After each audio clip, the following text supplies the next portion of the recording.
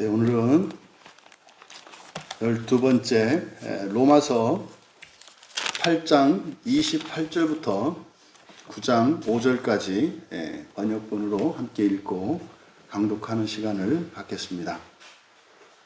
먼저 28절부터 34절까지 하나님은 예정으로 작정을 이루신다. 하나님은 예정으로 작정을 이루신다라는 소제목을 붙였습니다. 먼저 읽고 설명을 하도록 하겠습니다. 로마서 8장 28절입니다. 그런데 우리는 하나님은 하나님을 사랑하는 자들 곧 그의 예정을 따라 부름받은 자들에게 모든 것이 선하게 되도록 합쳐서 일하신다는 것을 이미 알고 있다. 왜냐하면 하나님이 미리 아신 자들을 그 아들의 형상을 본받게 하기 위하여 미리 정하셨기 때문이다. 이것은 그 아들이 많은 형제 중에서 맏아들이 되게 하려고 하신 것이다. 또 미리 정하신 그들을 또한 부르셨고 부르신 그들을 또한 의롭게 하시고 의롭게 하신 그들을 또한 영화롭게 하셨다. 그런즉 이 일에 대하여 우리가 무슨 말 할 것인가? 만일 하나님이 우리를 위하시기만 한다면 누가 우리를 대적하겠는가? 실로 자기 아들을 아끼지 않으시고 우리 모든 사람을 위하여 내어주신 이가 어찌 그 아들과 함께 모든 것을 우리에게 주시지 않겠느냐? 누가 신의 선택에 대해 고발할 것인가? 하나님이 의롭게 하신다. 누가 정죄하느냐? 그리스도 예수 그는 죽으셨으나 곧 다시 살아나신 분이시니 그가 하나님 우편에 계시며 우리를 위하여 중재하신다. 아멘. 보통 우리가 특히 개혁주의 신학의 토대 위에 있는 우리가 장로교의 교인이기 때문에 이 예정에 대한 가르침을 여러분들이 잘 알고 있습니다. 근데 이제 오늘 본문을 보면 예정과 작정, 이것은 제가 말하는 예정과 작정은 신학적으로 이야기하는 예정과 작정과는 좀 의미가 다릅니다. 성경적으로 예정과 작정을 조금 이제 말씀을 드리는 겁니다. 일단 먼저 예정과 작정의 말뜻이 뭐냐면 둘 다 미리 정하여진 것이라는 점에서는 예정과 작정이 같은 뜻입니다. 그런데 성경에는 바로 예정한다라고 하는 말과 작정한다라고 하는 말이 미리 세운다, 또 미리 경계를 지어놓다, 이렇게 이제 다른 단어를 씁니다. 그래서 이 예정과 작정은 뭐냐면 작정이라고 하는 것은 한 가지입니다. 한 가지 사실이에요. 그러니까 다른 경우의 수가 없어요. 이게 작정입니다. 이제 우리로 말하자면 내일 아침에 해가 뜬다. 이것은 우리를 기준으로 했을 때 그는 불변하는 진리죠. 내일 아침에. 그렇죠? 근데 뭐 수천만 년 지나면은 그것도 안 된다고 하는데 어쨌든 우리를 기준으로 했을 때 틀림없는 사실, 예외가 없어요. 요게 이제 작정입니다. 그런데 내일 아침에 내가 일찍 깰 것이다. 일찍 일어날 것이다. 늦게 일어날 것이다. 요거는 아니면 일어날 것이다. 요거는 딱 정해진 사실이 아니죠. 내일 아침에 우리는 일어나지 못할 수도 있죠. 그러니까 우리가 난 내일 아침에 일어날 거야 라고 하지만 내일 아침에 일어나는 일만 있는 게 아니라 사실은 일어나지 못하는 일도 있죠. 오늘 아침에도 일어나지 못한 분들이 꽤 있을 겁니다. 어젯밤에 똑같이 잠자리에 이 세상에 있는 사람들이 다 똑같이 잠자리에 들었는데 아침에 일어나지 못하고 이 세상을 다시 보지 못한 분들도 있을 거예요. 그러니까 이 예정은 미리 정해진 것인데 두 가지 경우의 수가 있습니다. 이것이 바로 예정입니다. 그러니까 작정은 뭐다? 확정되어진 한 가지 사실, 예외가 없는 것. 예정이라고 하는 것은 경우의 수가 있는 것. 이렇게 의미를 여러분들이 정의하셔야 돼요. 28절. 그런데 우리는 하나님은 하나님을 사랑하는 자들 곧 그의 예정을 따라 부름받은 자들에게 모든 것이 선하게 되도록 합쳐서 일하신다는 것을 이미 알고 있다. 여러분들이 이해했는지. 지금 28절은 누구에게 준 겁니까? 모든 사람들에게 주시는 말씀입니까? 예. 또 일부의 사람들에게 주시는 말씀입니까? 예, 일단 미리 정해진 거니까 모두를 향해서 되어 있습니다만, 그러니까 28절에 합쳐서 선하게 되도록 합쳐서 일하신다고 하는 정해놓은 사실이거든요. 근데 그 일이 실제로 이루어지는 사람도 있고 이루어지지 않는 사람도 있다는 뜻이에요. 이게 이제 예정이라고 했기 때문에 그렇습니다. 만약에 여기를 작정이라고 하면 그러면 28절은요 모든 사람에게 해당되는 거예요. 그러니까 28절이 만약에 이 예정이라고 하는 번역 이게 작정이 되면은 그러니까 모든 사람들은 그러니까 어떻게 해요? 아무렇게나 살아도 돼요. 왜요? 다 합쳐서 선하게 되도록 하니까. 그래서 지금 28절은 예정에 관한 것이고 예정 중에 어떤 사람이에요? 하나님을 사랑하는 사람들이에요. 하나님을 사랑하는 사람들. 그러면 세상에는 하나님을 사랑하는 사람도 있고 그렇지 않은 사람도 있죠. 그러니까 지금 28절은 모든 사람을 향하여 주시는 말씀이 아니라 모든 사람 가운데 하나님을 사랑하는 사람들에 대한 이야기예요. 그러니까 이것은 오늘날로 말하면 그리스도인들입니다. 그래서 예수님을 믿느냐라고 하는 이 신앙 고백을 기준으로 했을 때 예수님을 믿는 사람들에게 주시는 말씀이에요. 28절은. 그러면 좀 더 구체적으로 예수님을 믿고 형식적으로 그리스도인이 되었어요. 되었다 하더라도 그 사람이 하나님을 사랑하는가는 자신이 압니다. 여러분들은 하나님 사랑하시는 분들이에요. 하나님을 사랑하시는 분들이시라고요. 어떻게 할까요? 여러분 이 시간에 나오셨잖아요. 그러니까 여러분들이 어떤 행동을 하고 시간을 쓰고 마음을 쓰고 여러분들이 하나님의 말씀을 갈등하고 고민하고 이것은 사실은 무엇의 증거예요? 하나님을 사랑한다는 증거예요. 여러분 사랑한다는 게 뭐라고 그랬습니까? 불편을 감수하는 거라고 그랬죠. 그러니까 하나님 때문에 불편을 감수하는 거예요. 그러면 얼마만큼 해야 사랑하는 겁니까? 없잖아요. 눈곱만큼이라도 사랑하면 여기에 해당이 되는 거죠. 그러면 바로 그리스도인들 가운데에서도 이건 사실은 이제 하나님을 사랑해야 될 이유는 딱 하나밖에 없어요. 첫째 부활 때문이거든요. 그러니까 첫째 부활과 하나님을 사랑하는 것은 이게 붙어 있습니다. 그래서 우리가 하나님을 사랑하는데 사람마다 사랑의 정도가 다르거든요. 그것은 첫째 부활에 대한 믿음과 소망의 크기와 비례해요. 내가 정말로 지옥을 가고 싶지 않고 나는 절대로 가지 않겠다. 그렇게 하는 사람은 어떻게 했어요? 하나님을 더 사랑합니다. 또 그뿐만이 아니죠. 나뿐만 아니라 우리 가족들도 나는 지옥에 가지 않기를 원한다. 그럼 이 사람은 어떻게 했어요? 하나님을 더 사랑하겠죠. 더 사랑하겠죠. 또 세계가 넓혀지면 더 사랑하겠죠. 더 사랑하겠죠. 그래서 하나님을 사랑한다라고 할 때는 그 시작은 이기적이고 그리고 아주 현실적이고 여러 가지 작은 그 사랑으로 시작을 해요. 그러니까 믿음, 소망, 사랑 했을 때 믿음, 소망, 사랑이라는 것은 하나님의 이게 시작이 되는 거예요. 하나님의 믿음과 하나님의 소망과 하나님의 사랑 이것은 절대적이고 완전한 작정 안에 있는 거예요. 이거는 우리도 똑같이 그렇게 가지게 될 겁니다. 그런데 우리는 없어요 그게. 근데 하나님의 믿음, 소망, 사랑 안에서 우리의 인생이 시작이 돼요. 그러면 복음을 듣고 성경 말씀을 여러분들이 깨닫게 되고 그러면은 이제 하나님의 사랑과 믿음과 소망과 사랑을 이제 조금씩 알아간다고요. 이게 이제 가족 관계에서 자식이 부모님을 사랑해가는 과정과 매우 비슷해요, 매우. 그래서 가족 관계에서 사실은 부모님과의 좋은 관계는 신앙생활에 큰 유익이 되거든요. 이제 부모님과의 이게 부정적인 그런 경험이 있는 분들은 사실은 신앙생활에 굉장한 도전과 방해가 많아요. 그래서 어쨌든 이렇게 우리의 사랑이라고 하는 것은 아주 작은 사랑에서 어떻게 해요? 계속 자라가는 거다. 멈추는 건 없어요. 멈추는 건. 그래서 하나님을 사랑하는 자들, 곧 여러분이세요.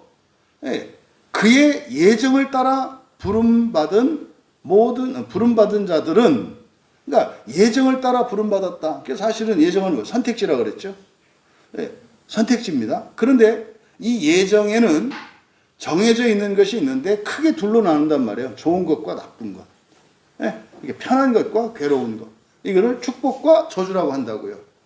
여러분, 이 예정의 끝은 죽음 뒤에 있는 지옥과 낙원입니다.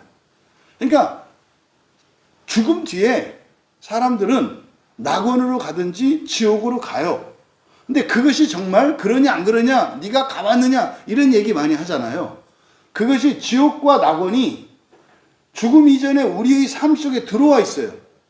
그 그림자가 우리의 삶 속에 들어와 있어서 정말로 죽음 뒤에 지옥이 있구나, 아 정말로 죽음 뒤에 낙원이 있구나, 이거를 우리가 체감하게 됩니다.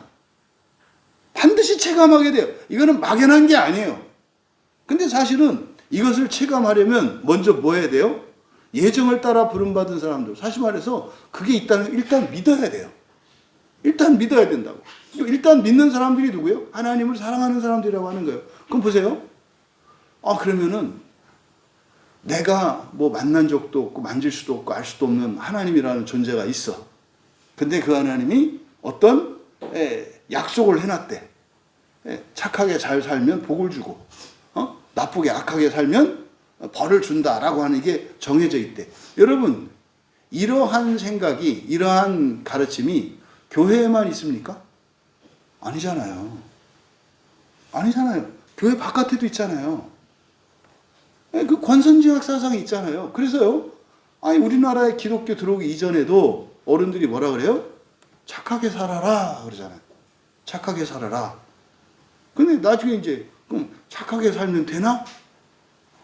이제 그런 질문을 한단 말이에요. 그런데도 사람들이 왜 계속해서 착하게 살라는 가르침이 우리나라에서는 계속되어 왔거든요. 지금 없어졌죠. 지금 글쎄요, 부모님들이 자기 자녀들에게 착하게 살라고 한다면 굉장히 영적인 부모님이고 그 자녀들은 굉장히 복된 사람들이에요. 그래서 여러분, 착하게 사는 게 좋다. 이게 사실은 하나님을 사랑하는 방법이에요. 그러니까 기독교 이전에도 예정을 따라 부름받은 자들이 여기 있었어요, 없었어요? 있었다고요. 그래서 기독교 들어오기 이전에 선하게 살았던, 열심히 정직하게 살았던 그들의 삶과 헌신이 사실은 그 이후에 이 나라에 기독교가 들어오는 것과 영적으로는 연결되어 있어요. 그냥 외부에서 선교사님들이 와서 그런 게 아니에요. 우리가 모인 이 교회는요, 다 우리의 신앙의 선배들과 또 뭐 기독교인이 아니라 하더라도 정말 정직하고 선하게 살았던 사람들의 그들의 헌신과 노력, 피땀에 흘려서 교회가 있는 거예요. 이걸 기억하셔야 돼요. 그래서 예정을 따라 부름받은 자들에게는, 이건 이제 기본적으로 이제 그리스도인들이에요. 다만 여기서 뭐가 다르다? 사랑의 분량이 다를 수는 있다. 달라지는 이유는 여러 가지가 있는데, 그 첫째 부활에 대한 소망과 믿음의 크기고, 또 심지어 첫째 부활에 들어가는 목적을 나 하나 개인적이고 이기적인 구원관을 갖고 있느냐, 아니면 최소한 가족, 가문, 이웃, 이렇게 그 크기가 어떠냐에 따라서 이게 분량이 달라지는 거예요. 사랑의 분량이. 중요한 것은 그거죠. 모든 것이 선하게 되도록 합쳐서 일하신다. 이게 사실은 많이 오해되는 말이에요. 이건 협동 이런 얘기 아니에요. 협동 이런 얘기 아니고, 일하는 건 누구예요? 하나님이 하시는 거예요. 하나님이 일하시는 걸 말합니다. 하나님이 일하시는 방법이에요. 그러니까 그리스도인 된 여러분들은 여러분들의 인생이 하나님에 의해서 어떻게 되어지는가를 보여주는 거거든요. 그러니까 모든 것이 선하게 되도록 합쳐서 일하신다고요. 누가? 하나님이. 그러면 여기서 모든 것이라는 게 뭐겠습니까? 우리가 하는 모든 것이에요. 우리가 하는 모든 것. 그럼 여러분, 우리가 선한 일만 합니까? 악한 일도 하잖아요. 어리석고 미련한 일도 하고 죄된 일도 하잖아요. 그러니까 악하고 죄된 일도 하고 선하고 의로운 일도 해요. 우리는 모두 다 하게 돼 있어요. 그러니까 그리스도인이라고 해서 이렇게 선한 일만 하고 의로운 일만 하고 그러지 않습니다. 우리는 우리의 판단력 자체도 온전하지 않아서 악한 것을 선하다고 생각하고 선한 것을 악하다고 생각하는 게 우리거든요. 그리고 이 세상 일 자체가 악해요. 하나님을 기준으로 보면. 그런데 이게 하나님이 어떻게 하신대요? 우리가 선한 거든 악한 거든 죄된 것은 의로운 것이든 합쳐서 일하신다는 거예요. 그럼 보세요. 그리스도인의 과거가 후회할 게 있습니까? 없습니까? 잘 생각하셔야 돼요. 없는 거예요. 후회할 게 없다고요. 왜요? 하나님이 합쳐서 선하게 하셨다니까요. 근데요, 후회할 일이 있어요, 없어요? 우리에게. 있죠. 그러니까 나의 후회와 성경은 뭐라 그래요? 너 그거 후회할 일 없어. 내가 다 AS 해가지고 말이야. 다 완전하게 더 좋게 만들어 놨어. 여러분, 무엇을 믿느냐 이 말이에요. 여러분 자신의 신앙을, 인생을 돌아보셔야 된다고. 내가 성경 말씀, 하나님 말씀을 믿는지 내 생각을 믿는지를 봐야 된다고. 또 마찬가지예요. 다른 사람을 판단할 때 어떻게 판단하느냐 이 말이에요. 어떻게 판단하느냐. 29절에 왜냐하면 이제 그 이유를 드는 거예요. 왜 그러면 그러면은 예수를 믿는 사람들은 뭐 이렇게 하고 저렇게 하고 뭐 이렇게 잘못됐고 뭐 진짜로 잘못한 일인데 그것조차 선한 일을 만든다는 거야? 네. 그리스도인은 죄를 져도요 누구를 구원한다니까요. 그래요. 자기 구원이 아니더라도 내가 잘못했어도 그것 때문에 누군가가 유익을 얻어요. 여기서 그 잘못하는 것에 대해서 자신감 얻으면 안 되는 거예요. 그죠? 그때 우리는 어떻게 해야 되는 거예요? 잘못해도 선하게 하시니까 잘하면 얼마나 더 선하게 이렇게 가야 되는 거지. 이게 자꾸 이게 마귀를 기준으로 가면 육체의 편한 쪽으로 간단 말이에요. 그렇게 하면 안 되지. 그러니까 두려워하지 말아야 되겠구나. 내가 뭐 실수할까봐, 잘못할까봐, 모자랄까봐, 이게 내 두려워할 필요가 없구나. 그래서 나는 옳은 길을 가면 되는구나. 의의 길을 가면 되는구나. 이렇게 이제 여러분들이 적용을 하셔야 되는 거예요. 그런데 29절에서 그 이유를 설명하는데 하나님이 미리 아신 자들을 그 아들의 형상을 본받게 하기 위하여 미리 정하셨기 때문이다.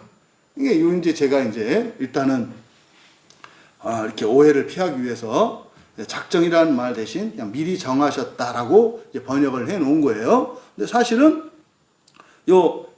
미리 정하셨다라고 하는 요게 작정이에요. 작정. 그럼 앞에 있는 예정과 작정의 차이는 뭔지 아시죠? 작정은 불변하는 겁니다. 이거는 다른 경우의 수가 없어요. 딱 그렇게 되는 걸 말해요. 그러니까 바로 예정을 따라 부르심 받은 사람들의 인생은 이런 거 저런 거 쓰레기 뭐 할 것 없이 다 합쳐서 선하게 하신다는 거예요. 선하게 되게 하신다는 거예요. 그 이유를 설명하는데 작정을 가지고 설명을 하세요. 작정은 뭐예요? 정해진 게 있다는 거예요. 그래서 어떤 작정입니까? 미리 아신 자들. 이제 조심할 게 이거예요. 미리 아신 자들이니까 얼마나 사람들이 어리석으냐면 이제 교리에 빠지면 이렇게 되는 거예요. 미리 아신 자들 그러면은 미리 아신 자들 그랬으니까 미리 알지 못하는 사람들도 있을 수 있다. 왜? 반대말이니까. 미리 아신 자들이 있으면 모르는 사람도 있을 수 있어요. 하나님이시라니까요. 하나님에게는 모르는 게 있을 수 없잖아요. 그런데 이렇게 생각을 한다고요. 그러니까 이 예정론을 잘못 이해하고 있는 사람들이 그렇게 생각해요. 누구는 하나님이 구원하기로 축복하기로 예정했어. 이 사람들이 누구예요? 예정한 사람들이야. 예정한 사람들이야. 근데 이 예정이라고 하는 게 누구야? 모두는 아니잖아요. 모두 중에서 특별한 사람들. 그러니까 지금 기본적으로 하나님이 누군지를 잊으면 안 되죠. 하나님은 전지, 전능, 예지, 전부 전능 다 아시잖아요. 그러니까 여기서 미리 아신 자들이라고 하는 것은 이게 어떤 의미겠어요? 창조하기 전에 먼저 우리를 아시죠. 창조하기 전에. 왜냐하면 하나님이 창조를 계획하셨잖아요. 그러니까 이미 하나님께서는 우리를 만들기 이전에 우리를 아세요. 왜요? 아시는 것을 그대로 행하시거든요. 그래서 미리 아신 자들이라고 하는 이것은 창세전을 말하는 거예요.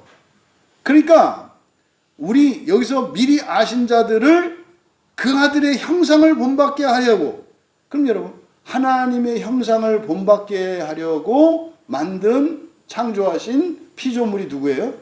사람이에요. 사람. 그러니까 여기서 미리 아신 자들은 뒤에 그 아들의 형상을 본받는 자와 연결되어 있어요.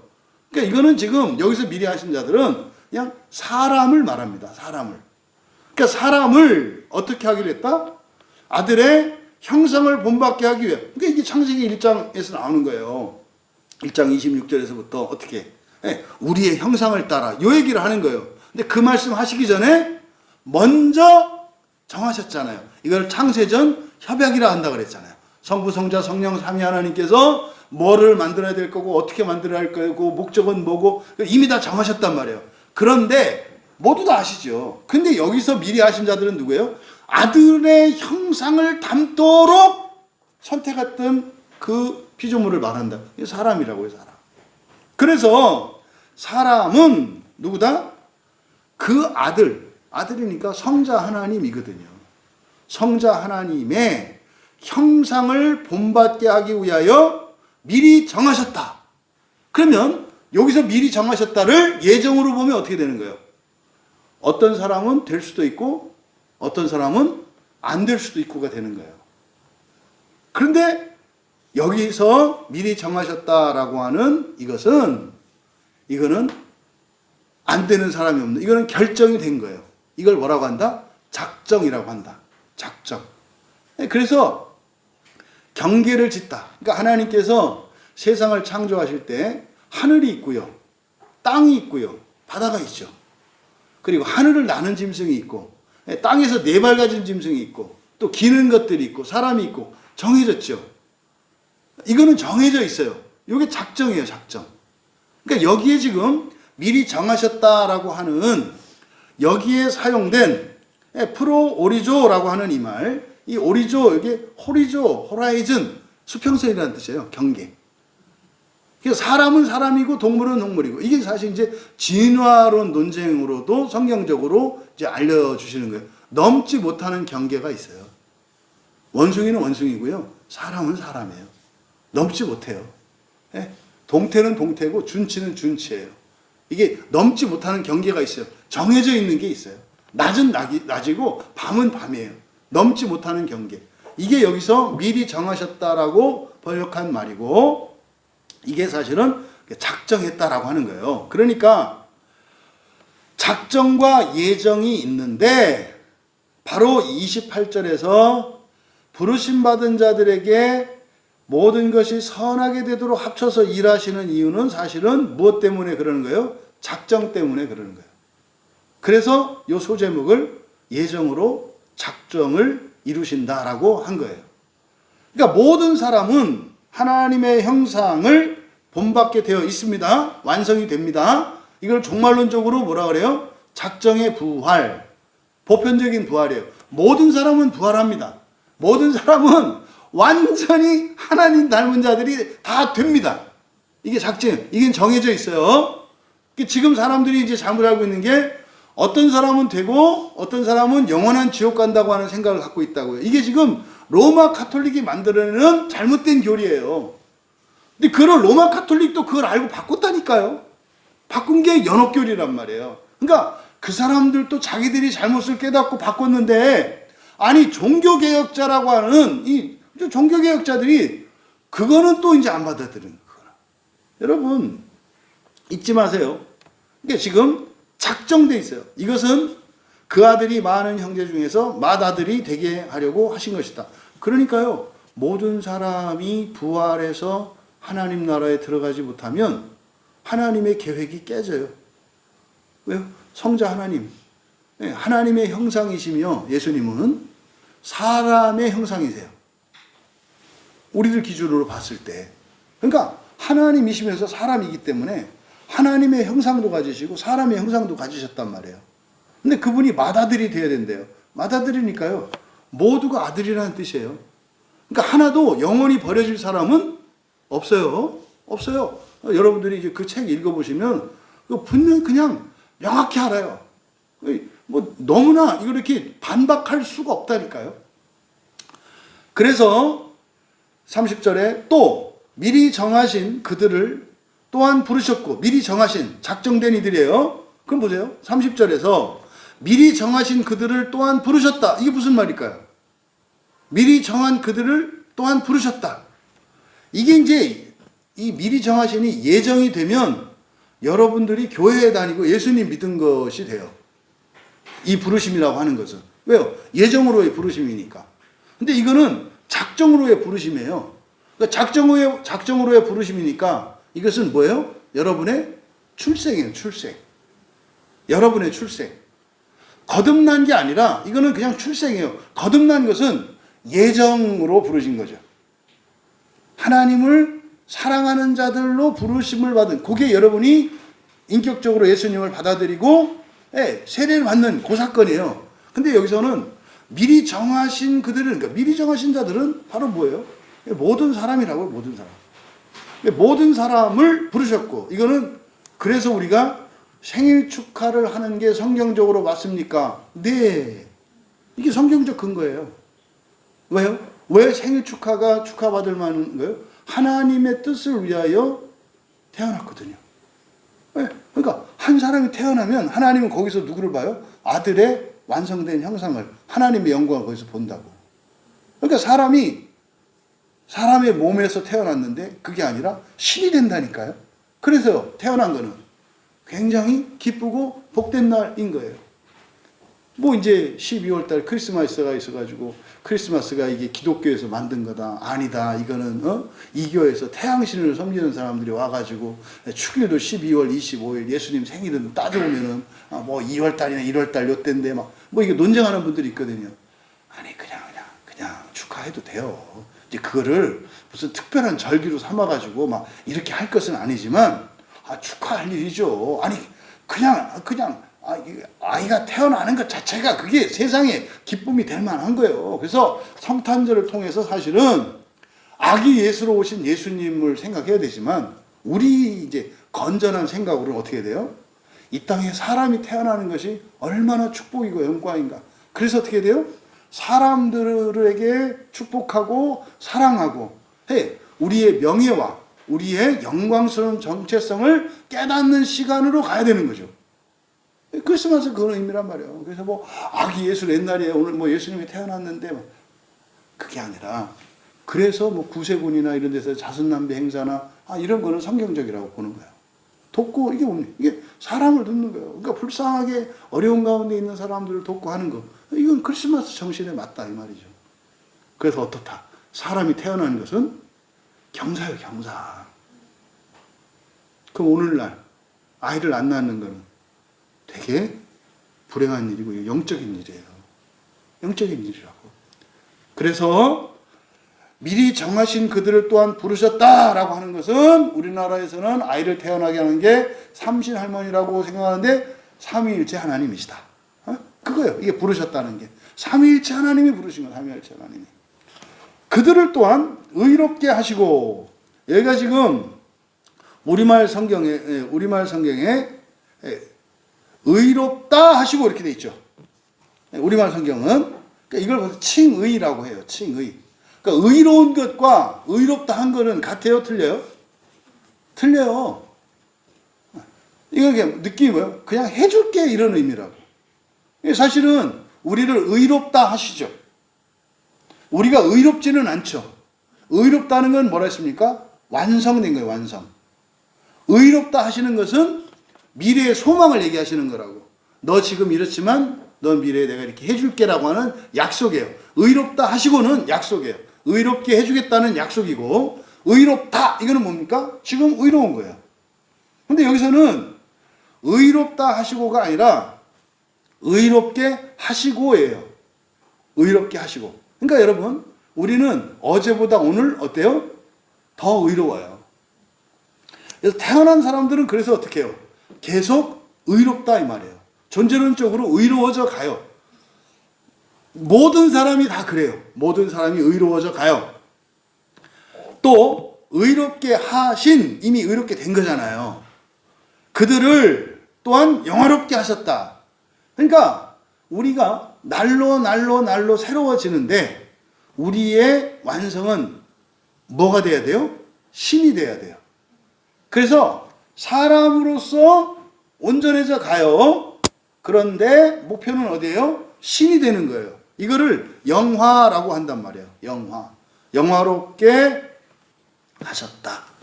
그러니까 우리에게 일어나는 현재적 구원이 바로 날마다 더 의로워지고 날마다 더 영화로워지는 거예요. 그래서 우리가 진정으로 하나님께 영광을 돌린다. 이게 영화롭게 된다는 뜻이에요. 하나님께 영광을 돌린다. 하나님을 영화롭게 한다. 라고 하는 것은 딱 하나예요. 우리가 하나님 닮는 거예요. 우리가 하나님 닮는 거야. 그렇게 했을 때 하나님을 영화롭게 하죠. 그런즉 이 일에 대하여, 이 일은 바로 앞에 있는 내용이잖아요.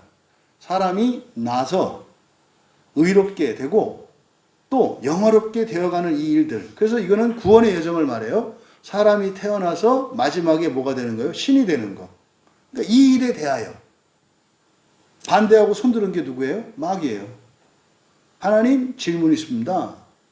어떻게 제가 그렇게 됩니까? 요게 이 일이에요. 이 일에 대하여 우리가 무슨 말 할 것인가? 이때 말한 게 누구다? 마귀다. 말도 안 됩니다. 하나님, 그거는 맞지 않습니다. 나보다 못난 것이 왜 나를 다스린다는 겁니까? 이렇게 하니까 여러분 입장에서 어때요?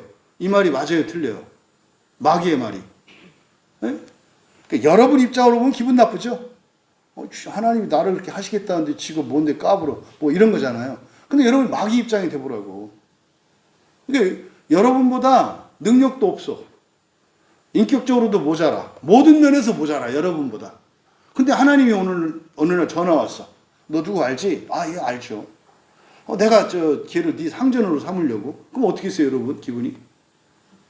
그게 마귀 마음이에요. 마귀 마음도 느끼셔야 돼. 나쁘다 그러지 말고. 마귀 입장 충분히 공감이 된다니까. 아니, 내가 10배나 훌륭한데, 아니, 나보다 10배도 못난 그 사람을 내 주인으로 삼겠다고? 이게 맞냐고요. 그러니까 마귀가 손 들은 거라니까요. 하나님, 그거는 맞지 않다고 생각합니다. 어떻게 그럴 수 있나요? 이거는, 그런 거잖아요. 해보다도 반딧불이 더 밝아. 맞아요? 반딧불만 뜨면 햇빛이 안 보여. 에? 그러니까 해가 그러는 거예요. 해가 마귀고 반딧불이 우리란 말이에요. 반딧불이 있는 동안은 너는 뭐 빛도 안 날 거야. 너무 밝아서. 뭐 이런 거거든요. 그러니까 전제론적으로 어떻게 햇빛과 반딧불이 비교가 돼요. 이런 거거든요. 이런 거. 그런데요. 하나님이 말씀하신 거니까. 그래서 이런 걸 어떻게 한다? 믿음으로 안다. 이해가 안 돼. 틀린 것 같아. 그래도 받아들이는 거. 이게 믿음으로 아는 거지. 어렸을 때요. 내가 하고 싶은 거를 하지 말라고 그러고 다른 걸 하라 그래. 엄마가. 그럼 어떻게 돼요? 믿음 있는 애들은 내 어머니하고 하면 그 유익을 얻죠. 말 안 들은 애들은 나중에 평생 후회하게 되죠. 그래서 믿음으로 아는 거예요. 믿음으로. 그래서 이 일에 대해 우리가 무슨 말을 할 것인가. 근데 자꾸 말하는 사람들이 있다. 마귀로부터 시작해요. 지금도 마찬가지예요. 지금도 사람이 신된다고 그러면은 펄펄 뛰는 사람들이 많아요. 근데 우리 얘기가 아니고 성경에 있는데도. 그게 바로 뭐예요? 마귀의 영이 들어간 거라. 그 종의 영이, 마귀의 영이 역사하고 있는 거예요. 그러니까 사람들이 교회 안에 있는데도 마귀의 영을 받은 사람들이 있어요. 무서워할 필요는 없어요. 전혀 무서워할 필요는 없다고. 그러니까 바로 그때도 사람들이 말을 했던 거예요. 야, 하나님이 하신다고 그러면 하시는 거 아니냐? 지금 요거 설명하는 거예요. 근데 그때 당시에 사람들은요, 안 믿었다고요. 안 믿었다고요. 에이, 뭐 이랬단 말이죠. 만일 하나님이 우리를 위하시기만 한다면 누가 우리를 대적하겠는가? 맞죠. 이 말은 맞지. 하나님이 하신다고 그러면 그 무조건 되겠지. 맞지? 그런데 사실은 사람이 신이 된다고 했을 때 이게 안 믿어요. 우리에게 그 두 마음이 있다고요. 하나님이 전지전능한 걸 믿으십니까? 아멘 그러잖아요. 근데 하나님이 당신을 신으로 만든다는 게 믿어지십니까? 아 왠지. 아니 전지전능한 걸 믿는다며. 아 믿죠. 그럼 당신을 그렇게 하나님이 만드실 수 있어요 없어요? 아니 있긴 있는데 나를 갖고 만든다는데 그게 와닿질 않네. 다 요거. 나를 그렇게 만든다는 게 또 나는 조금 만들 수 있을 것 같은데 쟤는 아닐 것 같거든. 그래서 만들어진 게 이 잘못된 이중 예정. 그러면 이제 합의 보자는 거예요. 웬만한 사람들은 그냥 그렇게 그럼 하기로 한 거로 하고 좋으니까. 근데 다라고는 하지 말자. 다라고는 하지 말자. 아 그래도 좀 기준이 있어야지. 이렇게 해서 합의 본 거예요. 로마 캐톨릭 초기 그 교리가. 그래서요. 뭐 교회에서도 웬만큼 일을 해야 되고 뭐 사람도 어지간해야 되고 이런 거죠. 이런 거. 우리에게 사실 이게 있다는 걸 여러분들이 잘 생각하셔야 돼요.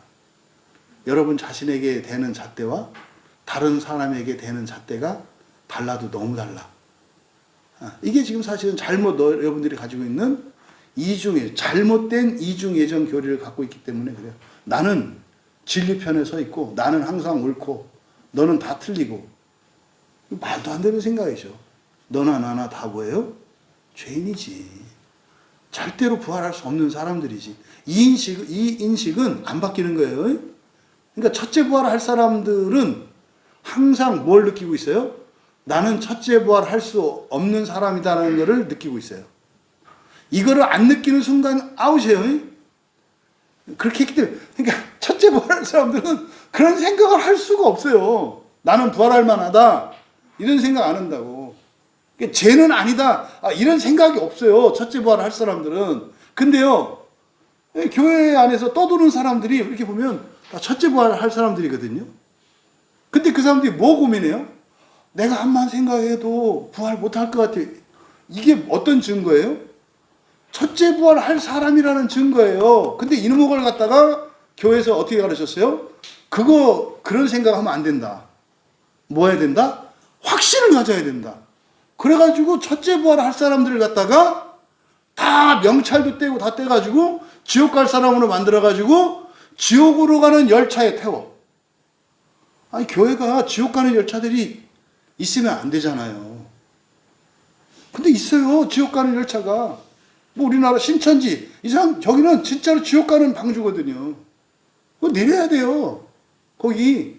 그러니까 여러분들이 개인적인 것과 공동체적인 것 이걸 잘 생각하셔야 돼요. 그래서 어느 공동체에 속해 있는가 굉장히 중요해요. 제가 이제 우리 광야교회를 위해서 기도할 때 빠뜨리지 않는 게 그거예요. 하나님 이 광야교회는 걸치기만 해도 첫째 부활에 들어갈 수 있게 해주세요. 개인적으로가 아니라 공동체적으로. 방주에 하나님 여호와 하나님에게서 은혜를 발견한 사람은 노아 한 사람이었어요. 근데요 노아와 함께한 그 가족들이 어떻게 해요? 구원받잖아요. 구원받잖아요. 네, 소돔과 고모라 성에서 살아난 사람들이 롯이 두 딸하고 아내를 데리고 나오잖아요. 왜요? 롯 때문에 그래요. 롯 때문에. 그래서 사도행전에서 얘기하는 사도행전 16장 31절에 예수를 믿으면 너와 네 집이 구원을 얻어. 굉장히 중요한 교리예요. 그러니까 여러분들은 뭐 이렇게 익숙하게 들어서 알겠습니다만은 이게 그냥 개인적인 이런 거 아니에요. 그래서 공동체 안에 있음으로 해서 첫째 부활에 들어갈 수 있어. 저는 현재까지는 우리 광야교회에 속하는 지체들은 첫째 부활에 임할 수 있을 것으로 저는 믿고 소망해요. 왜? 아니 이 광야호가 그렇게 가고 있으니까.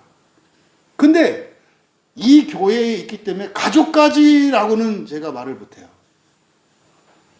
그 사람 개인은 첫째 부활에 참여할 수 있을지 모르겠지만은 각자 가족들은 여러분들이 각자 책임지셔야 돼요. 여러분 가족들은. 그 사실은 우리가 구원받은 그것 때문에 첫째 부활에 참여하게 된 그것 때문에 여러분들에게는 책임과 사명이 생겨요. 1차적으로는 여러분 가족, 그리고 여러분 직계 조상과 후손들. 이게 1차적인 책임이에요. 그 다음에 민족, 그 다음에 온 세상, 또 동시대 아니면 이전 시대. 이렇게 해서 이게 점점 커가는 거죠. 그래서 여기서 말씀하는 바 정말로 하나님께서 우리를 구원하시는데 그 구원이라고 하는 것이 작정과 예정으로 되어 있고, 작정은 모두 다 부활하는 거, 사람이 신되는 거, 이건 정해져 있다. 그런데 예정이 있다. 예정은 지옥을 거치고 부활하는 것과 거치지 않고 부활하는 게 있다. 그래서 우리가 추구해야 되는 구원은 첫째 부활이다. 요 얘기예요, 요 얘기. 근데 이거를요, 이제 어쨌든 오랜 교회 역사 속에서 성경 말씀이 왜곡되어 있었다. 부활이 있다면 첫째 부활도 있어요. 첫째 부활이 없다면 부활도 없어요. 그래서 여러분들이 첫째 부활을 목표로 살아가고 있다는 거, 그리고 1차적으로 저는 뭐 하나님 앞에서 제가 이렇게 강단에서 얘기하면, 아이고 이거 녹음을 안 했네요. 하나님 앞에서 제가 말씀을 드리잖아요. 그러니까 사실 어떻게 해요? 제가 만약 거짓말하거나 그러면 제가 지옥 갈 텐데 제가 거짓말 하겠어요? 미쳤어요? 왜 해요? 그러니까 여러분들이 그럼 내가 광야교회 다니면 첫째 부활 한대. 그러니까 야 좋다. 좋죠. 사실은 여러분들이 첫째 부활하게 되었다는 것을 믿게 되었고 알게 되는 순간 여러분들에게 없던 짐이 생겨요. 어떤 짐이에요? 다른 사람들의 첫째 부활에 대한 책임을 지게 돼요. 이게 맞물려 있는 거예요. 첫째 부활에 참여하지 못하는 사람은 그 책임 없어요. 그러니까요, 내 구원 확신을 위해서만 살면 돼요. 그러니까 첫째 부활의 구원을 받고 살아가는 게 이 세상을 사는 걸, 첫째 부활의 은혜를 받고 사는 게 편해요. 첫째 부활 없이 살아가는 게 편해요. 이 세상 사는 거로만 보면 없이 하는 게 편해요. 그 첫째 부활의 은혜를 딱 입은 사람들은 그때부터 코 깬 거예요. 그럼 그 사람들은 어떻게 해요? 이제부터는 남을 위해서 살아가는 거예요. 남을 위해서. 이게 예수님이고 우리가 보고 있는 로마서를 쓴 바울 사도의 삶이고, 이제 그 얘기가 나온단 말이에요. 그래서 첫째 부활했다고 그래서 말도 안 되는 소리라고. 첫째 부활을 한 사람들은 그때부터 어떻게 해요? 죽을 때까지 나는 자격 없습니다로 살아가는 거예요. 너 이거 이렇게 하는 사람이 아니라 나는 자격이 없습니다로 살아가는 거라고. 왜 선생 되지 말라 그래요? 첫째 부활하지 않을 사람이라는 증거예요. 자꾸 다른 사람들을 막 가르치려고 들어. 그거는 보이는 거예요. 첫째 부활 사람이 아닌 거예요. 왜? 나는 너무나 맞거든. 너무나 맞다는 생각은요, 지옥에 가 있는 사람들, 그러니까 지금 죽으면 지옥 갈 사람들이 하는 생각이에요. 내가 진리다 이렇게 하는 사람들. 그러니까 속지 마시라고. 그래서 첫째 부활을 했다라고 하는 것은 감사하죠. 피할 수 없는 지옥, 견딜 수 없는 지옥, 오죽하면 그를 영원하다고까지 사람들이 번역을 해놨던 영원한 지옥이라고 했던 그것을 벗어날 수 있다니 얼마나 감사해요.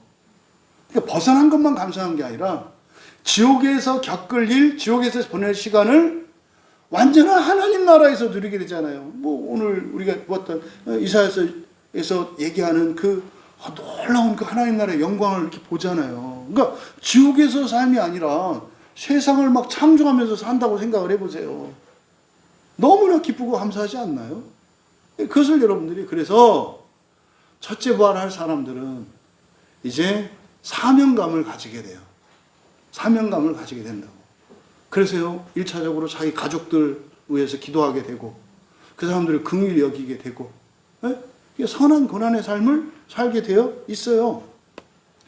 근데 그 일은 어떻다? 반드시 된다. 거기에 또 차별이 있어서는 안 된다. 그래서 이 일에 대하여 우리가 무슨 말 할 것인가? 만일 하나님이 우리를 위하시기만 한다면 누가 우리를 대적하겠는가? 된다 이거요. 작정에 대한 얘기예요. 작정에 대한. 실로 자기 아들을 아끼지 않으시고 모든 사람을 위하여 내어주신 이가 어찌 그 아들과 함께 모든 것을 우리에게 주시지 않겠느냐. 그러니까 이것 좀 이렇게 굉장히 논리적으로 설명을 하는 거예요. 여러분 누군가가 여러분한테 자기 그 상속자 장남을 여러분한테 줬어. 누군가가. 그러면 그분이 가지고 있는 재산이나 뭐 이런 거를 안 줄 수도 있어, 사람은. 그죠? 사람은 그래, 사람은. 사람은 재산을 자식보다 더 중히 여기는 사람들이 있잖아요. 뭐 강도가 와가지고, 너 저 금고 열쇠 번호 안 알려주면 네 아들 죽일 거야? 그럼 뭐라 그래요? 죽여? 내가 어떻게 모은 재산인데? 뭐 죽여도 난 못 줘. 이게 세상이잖아요. 하나님은 아니에요. 하나님의 모든 것은 하나님의 아들이에요. 하나님의 모든 것은. 그래서요. 예수님이 참으로 하나님의 아들이라면, 예수님이 참으로 우리를 위하여 하나님이 주신 선물이라면 하늘에 속한 모든 것도 여러분한테 주시겠어요? 안 주시겠어요? 이미 주신 거지. 증명한 거지. 예? 인감도장하고 등기 권리증하고 다 이렇게 줬어. 그럼 그 사람이 전화해가지고 10만 원만 달라고 하면 안 줄까? 말도 안 되는 얘기죠. 모두 주신 거잖아요. 그러니까 예수님이 하나님의 아들이신 것을 믿는 거. 이거는 굉장히 중요한 거예요. 굉장히. 그래서 문제는 예수님이 하나님의 아들은 아닌 거지. 사람들 생각에. 그러니까 어떤 건 주고 어떤 건 안 준다고 생각을 하는 거지. 그럴 수 없다는 거예요. 33절에 누가 신의 선택에 대해 고발할 것인가? 하나님이 의롭게 하신다. 여기서 우리말 성경에서는 여기 33절에 이것을 하나님께서 택하신 자들 이렇게 얘기를 했는데 이건 아니에요. 신의 선택에 대해 고발할 것. 지금 뭐에 대한 얘기예요? 작정과 예정은 다 지금 부활에 대한 얘기를 하는 거예요. 부활에 대한 얘기. 그래서 여기서 신의 선택이라고 하는 건 뭡니까? 사람을 신으로 만드시겠다고 하신 선택을 말하는 거예요. 그러니까 사람을 신으로 만들겠다고 하신 그 하나님의 선택에 대해서 누가 잘못됐다고 할 수 있겠는가 이 말이에요. 있죠? 누구예요? 그래서 사탄이라고 한다고요. 사탄이라고 하는 이름이 고유명사가 아니라 대적자라는 뜻이에요. 반대자라는 뜻이에요. 뭘 반대했어요? 사람이 신되는 거에 대해서 반대한 거예요. 사탄이라는 말이.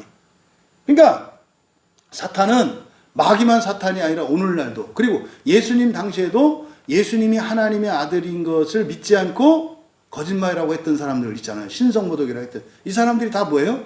사탄이에요. 오늘날 부활이 사람이 신되는 거라는 걸 믿지 않아. 이게 뭐예요? 이게 사탄이라니까요. 그럼 지금 교회가 사탄의 교회입니까? 하나님의 교회입니까? 이것만 놓고 보면 말하기가 두렵다니까요. 말하기가 두려워요. 교회가 부활을 막아요. 교회가 하나님 나라를 닫아요. 못질을 해버려요. 그리고 사람들을 모아가지고요, 정말로 지옥을 끌고 가는. 그러니까 놀라울 정도로 예수님 당시에 그 종교 지도자들이 했던 일들을 오늘날 종교 지도자들이 하는 것을 보아요. 너무 똑같아. 너무 똑같아. 여러분, 하나님이 하십니다. 여러분만이 아니라 이 세상에 있는 모든 사람이 신이 될 사람들이에요. 살아서는 아니에요. 살아서는 아니에요. 이 다음에 죽고 난 뒤에 부활을 하면 신이 된다는 얘기지, 이 세상에서 신적 존재가 된다 이런 건 아니에요. 34절에 누가 정죄하느냐? 마귀가 해요. 근데 문제는 오늘날은 교회도 한다는 거. 여러분은 하지 마시라고. 그리스도 예수, 그는 죽으셨으나 곧 다시 살아난 분이시니 그가 하나님 우편에 계시며. 이게 뭐예요? 증거예요, 증거. 케이스를 얘기한 거잖아요. 죽었다 살아나서 승천하셨잖아요. 죽고 살아난 것만을 부활로 하면 안 돼요. 예수님이 우리에게 보여주신 부활의 증거는 죽으셨죠? 살아나셨죠?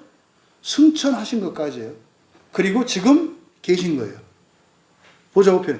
그러니까 예수님의 부활의 증거는 아직 부활도 다 하지도 않으셨지만 다른 성경에 나오는 죽었다 살아난 사람과 부활의 예표로서 죽었다 살아난 건 달라요. 성경에서 에녹 같은 경우에는 그냥 올라갔잖아요. 엘리야도 그냥 올라갔잖아요. 이게 부활의 한 증거예요. 그리고 다니엘의 세 친구들이 그 용광로 속으로 들어갔는데 머리카락 하나 타지 않고 나왔잖아요. 이게 부활체에 대한 증거예요. 타지 않는. 그러니까 부활한 사람이 지옥을 간들, 지옥에 해를 끼칠 수 있다 없다? 없다니까요. 이사야 선지자도 이미 얘기했잖아요. 의와 성실로 의롭게 된 사람들은 상처를 받질 않아요. 타지도 않아. 늙지도 않아. 아프지도 않아. 그러니까 지옥이 무의미하다니까요. 부활한 존재에게는. 그게 신되는 거라고. 근데 그 증거로서 이제 여기서 예수님을 얘기를 하는 거예요. 근데 그 예수님이 죽었다 살아나셨고 승천하셨잖아요. 그래서 하나님 우편에 계시다라고 했을 때, 예수 우편에 계시다라고 할 때 조심해라. 우편에 계시다라고 하는 말은 어디 있느냐, 장소, 위치, 오른쪽 자리, 이걸 얘기하는 거 아니다. 이건 뭐다? 하나님의 권능을 가졌지만 아직 부활해서 완전한 신성으로 된 분은 아니다라는 뜻이에요. 아직도 인성과 신성을 겸비하신 분이야. 근데 이때는 어때요? 지상을 사는 동안은 하나님의 신성을 자꾸 감추신다고. 근데 여기서는요, 이제 신성을 드러내신다고. 이제는. 하지만 완전한 신성으로 회복되는 부활을 하진 않으셨어요. 함께 한다고, 부활은. 그 다음, 우리를 위하여, 중요한 얘기죠. 우리를 위하여 중재하신다. 그러니까 바로 앞에서 하나님이 의롭게 하신다 그랬잖아요. 그러니까 성부 하나님을 뜻해요. 그리고 여기서는 돼요. 성자 하나님도 그 일을 위해서 하신다, 이거. 그러니까 하나님이 작정하신 일은 반드시 된다요. 반드시 된다. 근데 사실은 이 작정에 대한 이 말씀에 이걸 쭉 하는 이것은 사실 뭐 때문에 이 말씀을 한 거예요? 28절 때문에 한 거예요. 28절은 누구예요? 그리스도인이라고. 작정된 사람들 가운데서 예정된 너희들 다르게 살아야 한다는 거예요. 이게 지금 핵심이에요.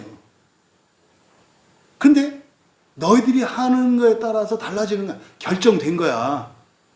너희를 이렇게 부르셔서 그리스도인으로 세상 사람들을 구원하며 살도록 하신 것은 그 영광과 그 기쁨에 참여케 하신 거죠. 그리고 하나님 닮도록. 근데 이 사람들이 첫째 부활할 사람들이란 말이에요. 이어 35절에서 마지막까지 39절까지 그리스도의 사랑은 하나님의 사랑이라고 소제목을 붙였어요. 누가 우리를 그리스도의 사랑으로부터 떼어놓을 것인가? 맨 끝에 39절에 가시면 그리스도 예수 안에 있는 하나님의 사랑으로부터 떼어낼 수 없다. 그러니까요, 그리스도 예수가 누구다? 하나님이다. 그리스도 예수의 사랑이 하나님의, 성부 하나님의 사랑이다. 그러면 그리스도 예수의 말씀은 성부 하나님의 말씀이다. 그리스도 예수가 곧 하나님이다. 이게 지금 35절에서 39절의 구조예요, 이렇게. 그리고 그 안에 있는 내용, 이게 지금 다 고난에 대한 내용이거든요. 사랑으로부터 누가 떼어놓을 것인가? 그래서 종류를 앞에서 환난, 곤고, 박해, 기근, 적신, 위험, 칼 몇 개요? 7개요, 7개. 7개. 7개는 지상의 완전수죠. 지상의 완전수. 7가지예요. 그러니까 그래서 환난, 곤고, 박해, 기근, 적신, 위험, 칼 이렇게 되어 있습니다만 이건 사실 뭡니까? 이 세상에서 겪는 모든 고난과 환난을 의미하는 거예요. 이거를 그래서 이 단어 하나하나의 의미보다 그래서 7가지 모든 거예요. 모든 거. 그러니까요. 이 세상에서 일어나는 불행하고 고통스럽고 힘들어하는 모든 것을 7가지로 쭉 정리한 거예요. 기록된 바 우리가 종일 주를 위하여 죽임을 당하게 되며 도살당할 양같이 여김을 받았나이다 함과 같다. 그러나 이 모든 일에 우리를 사랑하신 분으로 말미암아 우리가 넉넉히 이긴다. 이게 이제 성도의 견인에 관한 얘기예요. 성도의 견인. 그러니까 앞에서 제시된 7가지는 사실은 사람들이 그리스도의 사랑을 배반하는 것들이에요. 요한복음에서는 유다나 베드로가 배반하지 않은 것으로 했습니다만 공관복음에서는 다 예수님을 배반하고 도망가고 입맞춤으로 예수님을 팔아 넘기잖아요. 뭐 때문에? 요 7가지 환난, 이것 때문에 그런 거예요. 이게 이제 인격적으로는 근본 감정에서 시작되는 거죠. 그리고 뒤에 이제 38절에서 39절을 보면은 여기는 이제 10가지의 이제 영적인 고난, 영적인 방해들이 제시되고 있어요. 사망이나, 그러니까 38절, 왜냐하면 내가 다음과 같이 이미 확신했기 때문이다. 곧 사망이나 생명이나 천사들이나 권세들이나 현재 일들이나 장래 일들이나 능력들이나 높음이나 깊음이나 다른 어떤 피조물이라도, 이건 10가지예요. 이 10가지는 영적인 방해입니다. 이 10가지는 영적인 방해라고. 앞에 7가지는 육체적이고 지상적인 방해고, 뒤에 있는 10가지는 영적인 방해예요. 그러니까 뒤에 있는 것들은 사실은 영적인 존재들이 방해하는 걸 말해요. 그러니까 지금 여기서 육체적이고 지상적인 방해, 영적이고 천상적인 방해, 요 사이에 들어가 있는 게 뭐예요? 우리는 어떻게 한다? 넉넉히 이긴다. 넉넉히 이긴다. 이게 성도의 견인 교리의 핵심 구절이에요. 그러니까 이 지상에 이런저런 시험과 환난이 온다 하더라도, 또 영적인 세력들이 아무리 지지고 볶고 한다 할지라도 뭐 한다? 우리는 반드시 부활한다. 이게 성도의 견이에요. 이거를 어떤 사람들이 어떻게 한 거예요? 여기서 어떤 사람들은 시험에 떨어지면 탈락해서 영원한 지옥 간다. 이 중에서 남은 자만, 선택받은 자만 구원한다. 그럼 뭐 우리는 어떻게 해야 되는데? 이게 말도 안 되는 오류에 지금 빠져 있어요. 그러니까 뭔 말 하는지도 모르고 그냥 막 말을 해요. 근데 지금 35절에서 39절에 걸쳐서 이야기하려고 하는 건 뭡니까? 우리가 부활에 이르기 위해서 반드시 거쳐야 되는 그 난관이 있다고요. 우리가 이제 예루살렘에 기드론 골짜기하고 흰눈의 골짜기 얘기했잖아요. 고난의 자리 아니에요. 반드시 건너야 한다고. 반드시. 그리고 건너면 된다고. 근데 거기 가면 안 된다고. 그러니까 이 고난들은 사실은 뭡니까? 여러분들이 이 세상을 사는 동안 이런저런 환난과 고난이 있다 하더라도 절대로 포기하면 안 돼요. 성도의 견인이 오해받는 게 그거죠. 하나님이 우리를 끝까지 붙들면 될 거야, 이렇게 생각하는 사람들이 있고, 아니야, 성도들이 끝까지 참아야 돼, 못 참으면 성도가 아니야. 지금 크게 이렇게 둘로 나뉘어요. 잘못된 교리예요. 그냥 뭐 무조건 선택받은 자 하나님이 이게 데려가실 거야. 어떤 사람들은 아니야, 참지 않으면 가짜야. 둘 다 온전한 말씀이 아니에요. 여러분들 그런 거 있죠. 이런저런 상황이 오고 그러면은 안 해도 된다. 그런 거 없어요. 목이 잘려도 신앙 부인하면 안 돼요. 근데 이거를 모든 사람한테 똑같이 적용할 수는 없어요. 어떤 사람은 목이 잘려도 신앙 부인하지 않을 수 있고요. 어떤 사람은 뭐 가족들한테 야단만 맞아도 야단 맞으면서 나오는 게 그 사람한테 목 잘리는 거예요. 그 사람의 영적인 수준에 따라 이게 달라요. 그래서 어떤 걸 기준으로 해서 누가 첫째 부활해서 이렇게 가면 안 돼요. 예배 한 번도 안 빠지고 나오는 사람이라야 첫째 부활에 참여한다. 한 번이라도 빠지면 이런 식으로 가면 안 된다고요. 어떤 사람은 매주 교회 나오는 게 다른 사람이 한 달에 한 번 나오는 것보다, 아니죠, 한 달에 한 번 나오는 게 다른 사람 1년 내내 한 번도 안 빠지고 나오는 것보다 더 어려운 사람도 있잖아요. 영적인 상태에 따라 달라요. 어린아이일 때하고 어른일 때하고 다르다니까. 그래서 어른일 때 기준하고 이렇게 놓으면 안 돼요. 그래서 그 사람의, 저 같은 목사들은 그걸 판단해야 된단 말이에요. 이 집사님이 지금 지옥 가겠다 안 가겠다, 그걸 알아야죠. 당연히. 그래야 목양을 어떻게 할지, 그리고 그 사람을 위해서 어떻게 기도할지 하지.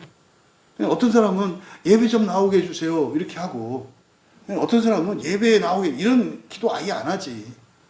그 지가 알아서 할 일이지. 다르다 이 말이야. 다르다. 그래서 지금 35절에서 39절에 있는 것은 뭐다? 우리가 부활을 하려면 반드시 방해가 있고 고난이 있다. 이거 예외가 없어요. 예외가 없다고. 근데 우리는요, 절대로 포기하면 안 되는 이유가 뭡니까? 살아서 겪는 이거는 아무것도 아니에요. 그럼 보세요. 앞에 있는 7가지는 지상적인 거라고 그랬죠. 그러니까 앞에 있는 이 환난과 고난은 여기서 죽고 망하고 병들고 뭐 이런 거 아닙니까? 그럼 뒤에 있는 영적인 것들은 뭐겠어요? 이게 지옥이에요. 그래서 지상에서 현세에서 받는 고난, 뒤에 있는 것들은 영적으로 죽은 뒤에 받는 고난이에요. 근데요, 그 고난도 사랑으로부터 떼어낼 수 있다, 없다? 없다. 그러니까 지옥 뒤에는 뭐가 있다? 부활이 있다. 그런데 지상에서 그 가지수로도 7가지고 여기 뒤에는 10가지네. 어떤 고난을 택하실래요? 7가지만 해. 8, 9, 10가지는 하지 말고. 그러니까 이게 지상에서 7가지를 포기하면 사실은 그게 그 7가지에서 이렇게 피하는 게 아니라 뭐 하는 거다? 10가지로 가는 거다. 그러니까 절대로 포기하면 안 돼. 근데 지옥을 신자들은 안 가는 거로 하니까 고민하지. 그거 맨날 핑계대지. 어쩔 수 없었어요. 이럴 수밖에 없었어요. 맞지. 어쩔 수 없었지. 나라도 그렇게 할 수밖에 없지. 알아. 잘못했다고 말하는 게 아니야. 마음 아프다고 얘기하는 거야.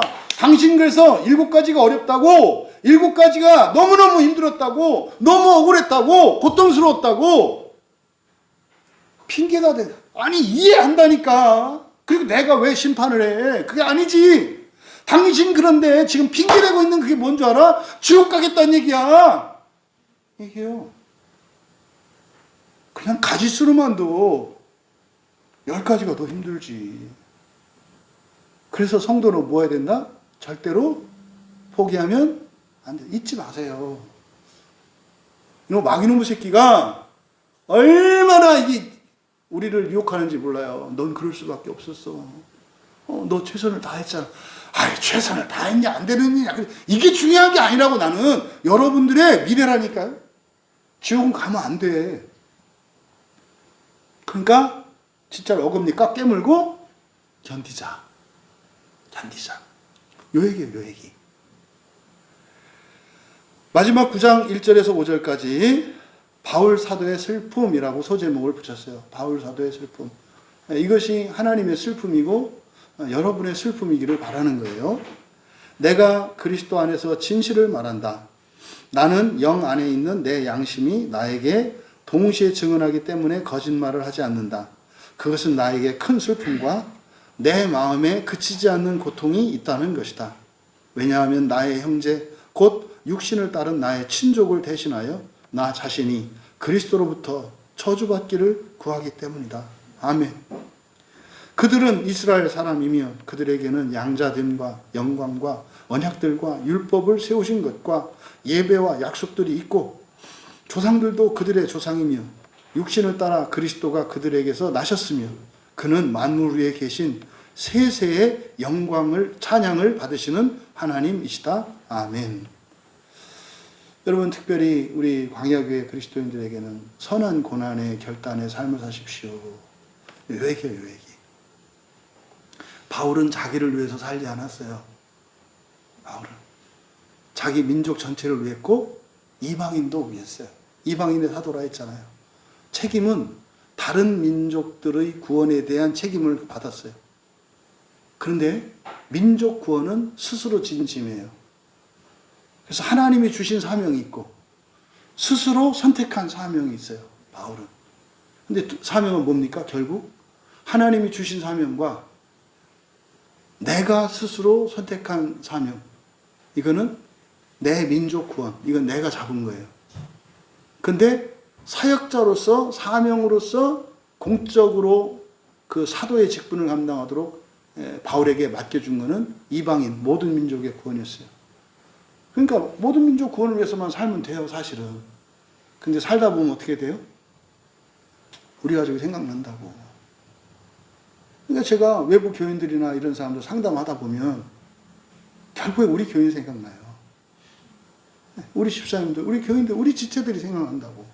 또 이러다 보면 또 우리 가족도 생각나죠. 우리 형님, 누님들, 조카들 생각나죠. 결국에는 개인으로부터 시작을 하든 아니면 모든 민족으로 시작하든 나중에 어떻게 돼요? 꽉 차요. 나와 모두, 내 가정과 다른 가정, 우리 집과 친척, 우리와 조상, 후손 이렇게 해서 다 차게 돼 있어요. 그러니까 지금 5절에서 이야기하는 이건 바로 선한 고난에 대한 말씀이에요. 나는 내 영 안에 있는 내 양심이 나에게 동시에 증언하기 때문에 거짓말을 않는다는 거예요. 이게 무슨 말이냐면 여러분들이 있잖아요. 마지막 날에 주님 앞에 심판 때, 백보자 심판 앞에 갔을 때, 그때는 예수님이 사건 기록을 쫙 읽어보고, 그래서 그때는 변호사, 검사가 있어가지고 막 이렇게 해서 어디로, 그게 아니라 그랬죠. 부활하면 여러분들이 예수님과 같이 되기 때문에 여러분이 여러분 자신을 심판한단 말이에요. 지옥과 낙원은 사실은 꽝꽝꽝 때리는 게 아니라 우리가 선택을 한다고. 우리가 선택을 한다고. 지금은 다른 사람에게 말하는 것과 나한테 말하는 게 다를 수 있죠. 그거 느낄 때 있을 거 아니에요, 여러분들. 이렇게 얘기를 하면서 진심이 아닐 때, 얼굴이 내가 표정은 잘 감춰지나 모르겠다. 이런 생각하면서 이렇게 웃을 수 있잖아요. 근데 그때 부활할 때 가면 그게 안 돼요. 그게 안 된다고. 이겁니다. 그래서 첫째 부활할 사람들의 특징을 여기서 우리가 알 수 있어요. 뭘 안 해요? 거짓말을 안 해. 왜? 말을 할 때 이 사람에게도 하고 나에게도 하거든. 그리고 하나님에게도 하거든. 그래서요, 우리의 말이 곧 심판이에요. 그때 가서 판결하고 말할 게 없어요. 그러니까 다른 사람한테 하는 말과 나에게 하는 말이 달라. 속이는 거지. 나한테는 그런 거지. 미워 죽겠어. 이렇게 놓고 사랑합니다. 이거 뭐야? 이거 분리되어 있네. 그러니까 이 사람들은 나중에 지옥을 간다고, 가고 싶은 데는 낙원인데 자기가 뭐라고 해요? 지옥 간다고 말한다 이 말이에요. 그러니까 이거를 잘 기억하셔야 돼. 그래서 진실을 말하는 거, 이게 담대함이라고 그랬잖아요. 나는 그리스도 안에서 진실을 말한다. 이게 담대한 거예요. 이게 담대한 거라고. 그래서 내 양심이 나에게 동시에 증언하고 있기 때문이다. 그러니까요, 내 양심을 따라 말한다는 거잖아요. 그러니까 이 바울의 상태, 이게 지금 첫째 부활에 들어가는 상태라고. 그래서요, 지금 그러는 거잖아요. 그것은 나에게 큰 슬픔이 있다. 보세요. 지금 첫째 부활할 사람인데 그 사람 마음속에 뭐 있대요?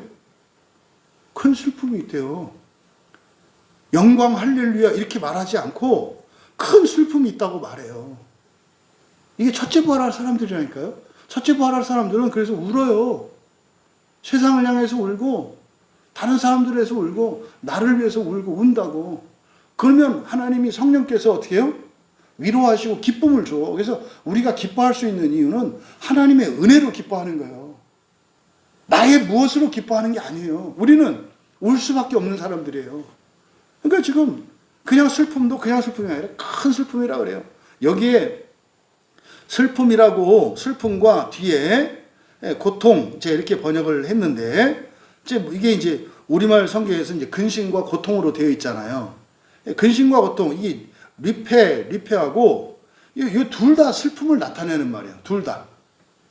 둘 다 슬퍼서 아픈 걸 나타내요. 이게 사실 비슷한 말을 반복하고 있거든요. 그래서 이거를 정확하게 어떤 차이가 있을까, 뭐 이렇게 하기에는 좀 그래요. 그래서 이제 사전을 찾아보고 성경에 쓰인 용례들을 봤을 때 저는 이제 그렇게 정의를 해요. 앞에 있는 큰 슬픔이라고 하는 것은 내 마음이 어두워지는 거예요. 내 마음이. 그잖아요. 슬퍼지면 여러분 마음이 어두워지고 소망의 빛이 사라지고 그러잖아요. 근데 뒤에 있는 우리말 성에 고통이라고 하는 이것은 고통으로 와. 육체적으로 고통을 느껴. 슬픔이 우리의 마음을 어둡게 하는 측면. 이게 이제 앞에 있는 큰 슬픔이고, 뒤에 있는 고통. 이거 똑같은 이제 슬픔으로 하는 것도 아닌데, 이건 사실 뭐예요? 육체적으로 그 고통을 느끼는 상태. 그런데 보세요. 큰 슬픔. 그치지 않는 고통. 여러분이 사는 동안 이렇게 큰 슬픔과 그치지 않는 고통이 있을 때 뭐 하고 싶어져요? 죽고 싶어지잖아요. 이건 지금 견딜 수 없는 고통이에요. 너무나 슬퍼서. 이때 사람들은 극단적인 선택은 잘못된 선택을 한다고. 근데 바울은 왜 안 해요? 그거 그렇게 극단적으로 선택하면 이제 10개의 더 큰 고통과 슬픔으로 가. 알거든요. 그리고 슬픔으로만 산 게 아니죠, 바울은. 이걸 지금 어떻게 사랑으로 승화시키는가 보세요. 그러니까 나는 지금 내가 사도가 됐어. 첫째 부활을 위해서 살아가게 됐어. 그랬더니 나에게 쑥 들어오는 게 뭐예요? 어마어마한 슬픔이야. 그치지 않는 고통이야. 뭐가? 첫째 부활을 받은 대가예요. 이게 그 바로 앞에서 설명했던 게 뭐예요? 이건 피할 수 없다 그랬잖아요. 피할 수 없다니까요. 왜냐하면 보세요. 나의 형제 곧 육신을 따른 나의 친족을 대신하여 내 자신이 그리스도로 저주받기를 구하기 때문이다. 이게 지금 어떻게 슬픔이 사랑으로 승화되는지를 깨닫게 되는 거예요. 예전에는 내 구원밖에 몰랐어. 또 기껏해야 우리 민족 가운데에서도 유대교인들만을 우애면서 살았어, 바울이. 그러다가 세상이 넓어졌어. 모두의 구원을 위해서. 그랬더니 그 순간, 옛날에는 바울로 바리새인으로 이렇게 살아갈 때는 자신 있고 당당했었고 언제나 떳떳했어요. 이렇게 나를 따르라. 너 이거 틀렸어. 이렇게 해야 돼. 이렇게 해야 돼. 그건 아니지. 이러고 살았어. 옛날에 그렇게 살았어요. 근데요, 첫째 부활을 딱 알고 나니까 누구한테 이래라 저래라 말할 처지가 아니라는 것을 확 알게 돼. 그리고 그 사람을 이렇게 고치려고 이게 중요한 게 아니라 그 사람이 처해 있는 운명이 이제 와닿아. 얼마나 아프고 힘들까. 또 저렇게 해서 지옥 가면 안 되네. 이렇게 들어온 거예요. 그러니까 미치겠는 거예요. 야, 이거 예수 믿어가지고 인생 꼬였다. 예수 믿기 전에 내가 자신 있고 당당하고 씩씩하고 다 아는 것 같았고 확신에 찼었는데 이제는 확신도 없고 뭐가 맞는지도 모르겠고 미치겠어 이제는. 근데 이제 사람들을 보니까 이제는 다 죽여 없앨 그리스도인들이었는데 그게 아니라 대상도 바뀌었지만 마음가짐이 달라. 틀린 사람들을 볼 때 옛날에 막 지적질하고 말 안 들으면 가둬버리고 죽이고 막 이랬는데 지금은 모른 척하고 네가 나보다 낫다 이렇게 하는 거야. 미치겠는 거야. 견딜 수가 없어. 그러니까 확 죽어버리고 싶지. 이게 뭔가. 그랬는데 이걸 깨달은 거예요. 이게 뭐예요? 선한 고난이라는 거를. 앞에서 35절에서 39절, 여기 37절에 있었던 그 35절과 38절 이하에 제시된 7가지 고난과 10가지 고난이라고 하는 건 사실은 뭐예요? 나를 위한 거예요. 내가 부활하기 위해서 겪어야 하는 고난이라고. 근데 지금 여기 9장에서 나오는 이 고난은 누구를 위해서 겪는 고난이에요? 다른 이들을 위해서 겪는. 이건 선한 고난이에요. 선한 고난. 그러니까 이제 8장과 9장 사이는 엄청난 변화가 일어난 건데 이것이 뭐예요? 바로 근본 감정을 사랑으로 승화시키는 일이 일어난 거예요. 그러니까 처음에는 너무 슬프고 아파가지고 막 이랬는데 그걸 깨달은 거죠. 이거를 내가 그들을 위해서 받는 고통이 될 수 있다는 것을 깨달은 거예요. 그러니까 이 저주라고 하는 게 뭐예요? 앞에서 얘기하는 큰 슬픔과 그치지 않는 고통이에요. 그 큰 슬픔과 그치지 않는 고통, 이게 저주라고. 근데 이거를 첫째 부활을 알고 나니까 이게 들어왔어? 너무 아파졌어? 슬퍼졌어? 그 다음에 미치겠는 거지 이걸. 이걸 이제 사랑으로 승화시킨 거야. 그러니까 뭐예요? 내가 그들을 예수님이 십자가에 못 박힌 게 이거였구나. 예수님이 당하신 게 아니라 스스로 하신 일이었구나. 아, 이거구나. 그리스도와 함께 십자가에 못 박힌 이거구나. 그래서요, 사랑으로요. 이제는 바로 앞에 2절에서는요, 너무 고통스럽고 죽고 싶은 상태였잖아요. 근데 3절에 가서 어떻게 되는 거예요? 더 받겠습니다로 바뀐 거예요. 왜? 그게 내 친족, 가문이에요. 가문 전체를 구원할 수 있는 거구나. 내가 이렇게 겪어서. 지옥에 있는 사람도 올릴 수 있는 거구나. 근데 4절에 그들은 이스라엘 사람이며 그들에게는 양자됨과 영광과 언약들과 율법을 세우신 것 예배와 약속들이 있고 조상들도 그들의 조상이며 육신을 따라 그리스도가 되려 하셨으며 그는 만물 위에 계신 세세. 여러분, 기가 막힌 거예요. 이걸 몰랐구나. 이걸 몰랐구나. 그래서 지금 바로 8장의 끝에서는 구원, 그러니까 부활을 위한 고난의 절대적인 필요성을 말씀하셨고, 세상에서 겪든지 죽어서 겪든지 둘 중에 하나라는 것. 그런데 세상에서 아무리 겪는 큰 고통도 죽어서 겪어야 하는 지옥의 고난에 비하면 아무것도 아니다라는 것. 그래서 지상에서 고난을 겪더라도 사실 그래서 그리스도인 되는 순간요, 미래, 과거, 현재 어떤 불행과 어떤 어려움과 비참 아무 문제가 안 돼요. 뭐가? 첫째 부활이 주는 위로가 그렇다고. 그러니까 두려운 게 없지 이제는. 근데 거기서 그치는 게 아니라 어떻게 해요? 이제 9장으로 넘어가면서 다른 이들을 구원하는 선한 고난으로까지 사랑이 확장되어 간 것을 보여주신 거예요.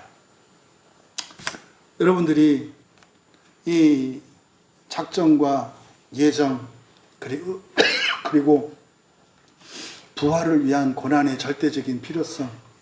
근데 그것은 개인의 사실은 그 고난을 선용할 수 있다는 거예요. 뭐를? 다른 사람 살리는 선한 고난으로 선용할 수 있다는 거예요.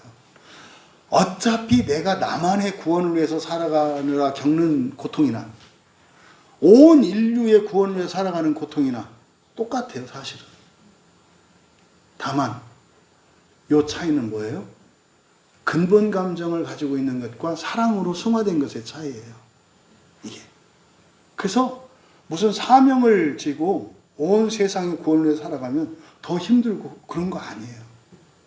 여러분의 고난의 가치를 더 크게 만드는 거지 더 고생하는 게 아니라는 거예요. 그래서 우리가 사랑으로 근본 감정을 사랑으로 승화시킬 때 그것이 나의 첫째 부활뿐만 아니라 사실은 다른 사람들을 구원하는 선한 고난을, 이게 이제 상급이에요. 여러분이 여러분의 그 부모님과 여러분들의 시대와 가정 환경을 선택할 수 없었잖아요. 그런데 다음 생은 여러분들이 선택할 수 있다는 사실. 그래서 여러분들이 정말 진정한 여러분의 생, 제2의 생, 그것을 위해서 선한 고난으로 살아갈 수 있기 바랍니다. 우리 말씀을 생각하면서 함께 기도할 때 먼저 이 하나님의 작정과 예정을 가지고 기도할 때 우리가 마음 써야 하는 것은 사실은 예정의 삶이에요. 작정의 삶은 이건 변함이 없습니다. 그 고민할 것도 없어요. 그러니까 사람들이, 그러니까 그리스도인 사람들이 막 그냥 그 구원의 확신이라고 하는 거, 그럼 이미 정해져 있는 거거든요. 그거는 우리가 고민하고 불안해할 게 아니에요. 그리고 뭐 어떻게 될까? 하나님에 의해서 우리의 운명이, 아니요. 여러분이 여러분의 운명을 결정하셔야 된다고. 그래서 예정 안에 선한 삶을 살도록 여러분들이 바르게 판단을 내리고 결정해야 된다. 그런데 어떻다? 실수해도 괜찮다. 그래서 여러분들이 여러분의 인생을 주도적으로 살아가기를 결단해야 합니다. 자꾸 어떤 일을 할 때 이렇게 할까요? 저렇게 할까요? 이거는 아주 맞지 않는 기도예요. 그런 방식으로 예정에는 하나님께서 이미 우리에게 길을 내어주시고 지금 바울 사도는 약속이 있다. 네가 선한 삶을 살기로 마음을 먹고 잘못된 길을 가도 선하게 바꿔줄게. 두려워하지 말라는 거예요. 중요한 건 뭐예요? 여러분의 선택이라고. 여러분이 능동적으로 여러분의 자유로운 선택을 하실 수 있게 하는 게 예정의 목적이에요. 그것 때문에 잘못되는 거 없어요. 하지만 어떻게? 양심을 따라 사셔라. 두려워하지 마셔라. 여러분들이 예정 안에서 바른 길을 가고자 할 때 뒤에서 나오는 것처럼 7가지 이런 환난들이 있어요. 포기하지 마셔라. 그래서 첫 번째로 기도할 때 하나님 이제부터 뭐 구원의 확신이 있다는 거 좀 제발 이제는 이런 세상의 그 어둠에서 벗어나서 정말 빛의 길을 걸어가게 하시되 내가 온전케 되어지는, 그러니까 바른 판단, 바른 지성과 바른 감성과 바른 의지와 바른 열성을 가지게 되는 것. 본성의 변화예요. 그것을 위해서 여러분들이 사시는 거고, 그래서 우리가 예정의 삶을 선하게 살 수 있도록 기도하시고 회개하실 것은 여러분들이 알아서 해도 되는 것을 자꾸만 하나님께 구하는 것, 그런 건 있죠. 정말로 어떤 선택을 못 내리겠는 거예요. 어느 게 바른 것인지를 몰라서. 그럴 때는 목사가 있잖아요.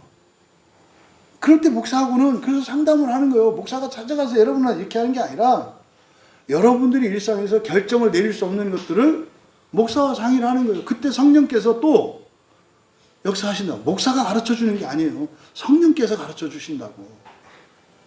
그래서 여러분들이 예정의 바른 삶을 살도록 기도하실 때, 첫째, 여러분들의 인생을 주체적으로 여러분들이 그렇게 살았는지, 작정이 확실하지 않은 것처럼 구원받고 못 받고 뭐 이런 것 고민했었다면 이 시간으로 그냥 싹 털어내기로 결단하시고, 이 시간으로부터는 정말 일상생활에서 바른 것을 선택하며 나아갈 수 있도록, 하지만 내가 틀릴 때마다 하나님께서 이런 것을 다 합쳐서 선하게 하신다고 하는 이 믿음을 잃지 않게 하옵소서.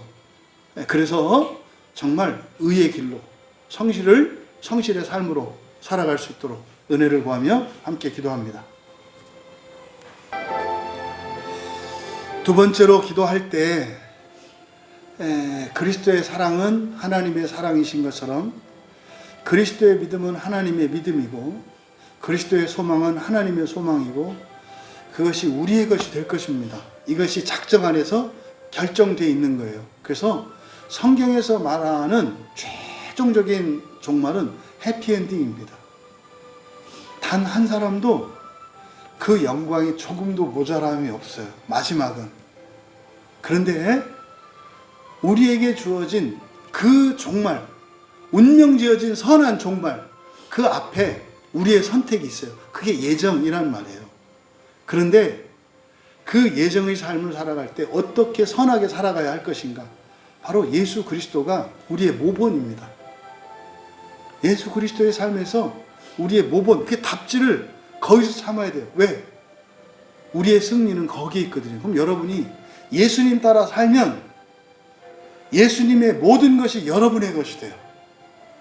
예수님 따라 살면 예수님의 모든 것이 여러분이 돼요. 이게 성도의 견인입니다. 다른 거 아니에요. 환경은 예수님처럼 못 살게 해요. 우리의 마음속에서는 그렇게 안 해도 된다. 그렇게까지 할 건 아니다. 이런 거짓 음성이 계속 들려와요. 환경은 불가능하고 더 이상 견딜 수 없는 이런 환경으로 와요. 그때 여러분들은 선택하셔야 돼요. 나의 부활을 위해서는 오히려 편한 길이 아니라 힘든 길을 선택해야 된다. 육체적으로 세상을 남는 길이 아니라 손해보는 길을 선택해야 한다. 여러분, 여기서 교회가 더 이상 나가지 못하고 있습니다. 우리가 거기서 한 걸음 내디면 인류의 역사 속에 있던 모든 교회가 나가는 거예요. 여러분의 한 걸음이 역사의 한 걸음이고 여러분의 인내가 온 인류의 인내가 돼요. 그 열매와 상급은 같이 드립니다. 그래서 두 번째로 우리가 기도할 때 바로 이 고난이라고 하는 것은 가장 가치 있는 것이라는 것. 그래서 우리가 어떤 의사결정을 할 때 고난을 피하기 위해서 하는 의사결정은 굉장히 어리석고 굉장히 후회할 짓이라는 것. 절대로 그래서 고난을 피하는 것이 우리가 무엇을 결정하는 기준이나 원인이 되어서는 안 돼요. 오직 예수 그리스도를 따라가는 거예요. 그래서 우리가 함께 기도할 때 하나님, 지금껏 제가 살아오면서 인생의 매 순간순간을 어떻게 결정했는지, 어떻게 살아왔는지 되돌아보고 깨우칠 수 있도록 하나님께 은혜를 구하십시오. 여러분 현재의 불만족스러움과 완전하지 못함과 이것은 사실은 하나님과 상관이 없어요. 여러분의 선택의 결과예요. 그나마 하나님의 은혜가 있기 때문에 사실 요만한 거예요. 그래서 우리가 잘못된 선택을 하며 살아왔음에도 불구하고 이렇게 살게 해주신 하나님 은혜에 대해서 감사하고, 또 이후로는 절대로 고난 때문에 회피하거나 늦추거나 이러지 않겠습니다. 의의 길을 가서 정말 창조하시는 하나님의 은혜를 입으며 살기를 원합니다. 그래서 더 이상은 불편과 고난, 두려움과 걱정이 우리의 의사결정에 영향을 미치지 못하도록, 하나님, 오직 이럴 때 예수님이라면 어떻게 하셨을까? 이럴 때 예수님이라면 어떤 말을 하셨을까? 이럴 때 예수님은 어떻게 할 것인가? 늘 예수님을 생각하며 예수님만을 절대적인 기준으로 삼고 살아가겠습니다. 결단하시고, 또 여러분 지금까지 살아오면서 잘못된 결정, 의사결정, 그거 후회하지 마시고 오늘 이 시간으로 그 모든 것을 선하게 바꾸어 주시옵소서. 합쳐서 선하게 하시는 하나님, 이 시간 우리의 과거를 완전하게 하옵소서, 선하게 하옵소서. 그리고 그것이 이루어지고 안 이루어지고는 앞으로 여러분들의 순종, 예수 그리스도를 따라 살아가는 거기에 있습니다. 은혜를 구하며 함께 기도합니다. 마지막으로 우리 함께 기도할 때, 부활의 삶을 살아가는 신자들에게 고난은 필수적이고 절대적인 것입니다. 그런데 우리가 겪는 고난이 천배, 만배의 가치가 있을 수 있다는 거예요. 더 고생을 해야 되는 것이 아니라 고생은 정해져 있어요. 고난은 정해져 있어요. 다만 그 가치를 어떤 사람은 자기 자신만 구원받는 가치로, 어떤 사람은 자기 가족들을 첫째 부활에 참여하게 하는 가치로, 어떤 사람들은 가문 전체를, 어떤 사람은 온 인류 전체를 첫째 부활로 인도할 수 있는 정말 무한한 가치로 키울 수 있다는 거예요. 그 시작이 뭐냐면 선한 고난으로 결단하는 거예요. 그것은 우리의 모든 근본 감정을 사랑으로 승화시키는 거예요. 우리의 인생 가운데 이러저러한 환난이 왔을 때 그것을 불행한 것으로 여기는 게 아니라 그것을 영광으로 알 수 있게 하는 것, 이게 사랑으로 승화시키는 거예요. 세 번째로 기도할 때 우리에게 주어진 이 100년의 인생 영광스럽게 살기를 원합니다. 나를 위해서, 나의 첫째 부활을 위해서 절대적인 것이 고난이지만 그 고난이 나만을 위한 게 아니라 온 세상과 온 인류를 위한 것이 되기 원합니다. 그래서 나의 일상생활이 나만을 위한 게 아니라 온 세상 모든 인류를 위한 것이 되기 원합니다. 그래서 매일 아침마다 우리의 발걸음이 씩씩하고 자랑스럽게 하시고, 매일 저녁 잠자리에 들 때마다 하나님의 위로를 얻게 하시고 보람을 누리게 하여 주시옵소서. 결단코 이 세상에서 우리가 만족할 수 없고 이 세상에 소망을 둘 수 없게 하는 삶이 바로 그런 삶입니다. 오직 첫째 부활로 임한 하나님 나라에만 소망을 갖게 하시고 그날을 위하여 힘껏 살아가게 하옵소서. 함께 기도하시고 온 인류 공동체를 위한 선한 고난으로 나아가기로 결단하시고, 그래서 여러분 안에 있는 성화의 진전이 온 세상이 그렇게 평화로워지고 온전케 되어지는 거룩한 삶을 살기로 결단하며 기도하시고 편안히 개인적으로 돌아가면 되겠습니다.